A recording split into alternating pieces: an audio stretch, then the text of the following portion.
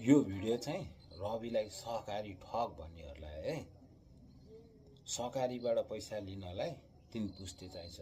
तेरो हजुरबाउको, तेरो बाउको अनि तेरो 3 पुस्ता, अनि सहकारीमा धरौटी पनि राख्नुपर्छ। त्यतिकै दिँदैन तँलाई साला। अरूहरूले तेरो बाउ काङ्ग्रेस होला, तेरो आमा एमाले होला, तिनीहरूले सहकारी ठग भने सुनेर तैँले पनि भनेको होला।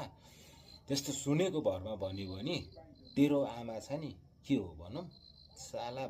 त्यो फेसबुकमा, टिकटकमा, युट्युबहरूमा रवि लामिछानेको गलत त्यो अटक सटक म्यामु लेख्छस् नि साला।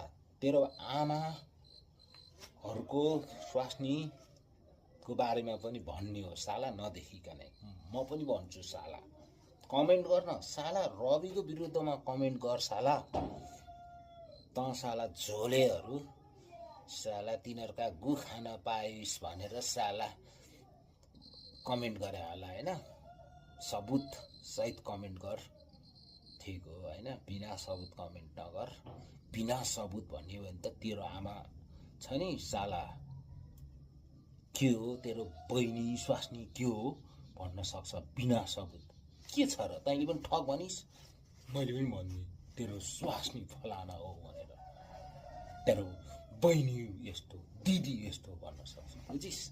बिना सबुत त्यही भएर सबुत झोले साला खते।